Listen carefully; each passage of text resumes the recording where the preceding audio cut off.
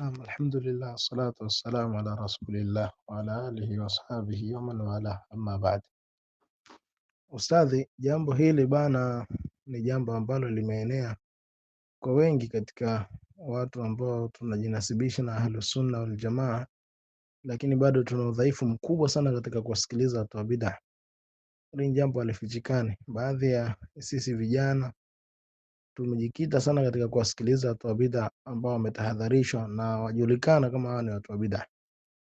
Sasa kauli za kutahadharisha ni nyingi sana, ikiwemo kauli ya Abdullah ibn Umar anna rajulan min ahli al-ahwa, mtu mmoja katika watu wa bid'a, qaraa ala ibn Umar radhiyallahu ta'ala anhuma, alimsomea Abdullah ibn Umar radhiyallahu ta'ala anhuma aya katika Qur'an.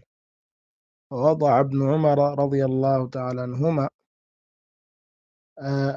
Abdullah ibn Umar radhiyallahu ta'ala anhuma akaweka katika masikio yake usba'aihi fi udhnaihi, akaweka vidole vyake katika masikio, maana yake akaziba masikio yake kwa vidole vyake. Thumma qama, kisha akasimama, akawa anaondoka sehemu ile ambapo alikuwa ataka kusomewa Qur'ani. Yule mzushi alikuwa akisoma Qur'an. Kadhalika al-Imam Ahmad rahimahullah ta'ala aliulizwa ayusma'u je, yasikilizwa al-Qur'an min ahli al-bid'ah, Qur'ani kwa mtu wa bid'ah? Faqala, akasema la, hapana, haifai kusikiliza mtu wa bid'ah, mpaka mwisho wa maneno yake rahimahullah ta'ala. Kadhalika Imam Ahmad huyo huyo maneno yake ni mengi sana, sawa, maneno yake ni mengi. Kadhalika aliposema sahibul bid'ati la yustama'u minhu wala yuqra'u alayhi alquran, mtu wa bid'ah hasikilizwi wala haisomwi kwake Qur'ani. Mtu akaenda kujifunza Qur'ani kwa mtu wa bid'ah au kusikiliza, jambo hili halifai. Kadhalika ustadhi, ni wanawachuoni wengi akiwemo Sufyan Thauri rahimahullah ta'ala akasema, man asgha bi sam'ihi ila sahibi bid'atin, yeyote atakayesikiliza kwa masikio yake akasikiliza kwa mtu wa bid'a, wakalahu Allahu ilayhi, Allah atamwegemezea kwa mtu huyo, Allah atamwachia mtu huyo bid'a, mtu huyo ataingia huko.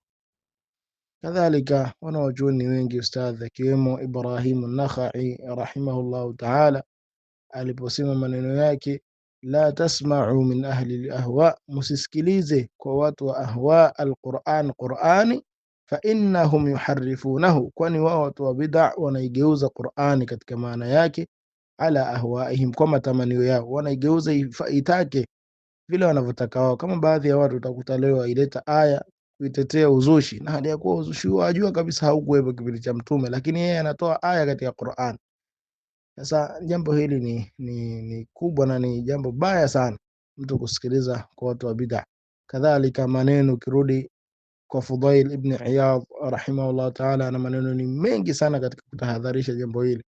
Miongoni mwa maneno yake rahimahullah alikuwa akisema, la tasma' min mubtadi', usisikilize kwa mtu wa bid'ah, walau ayatan min kitabillah, wa hata kama lau ni aya katika kitabu cha Allah, usisikilize kwa mtu wa bid'ah.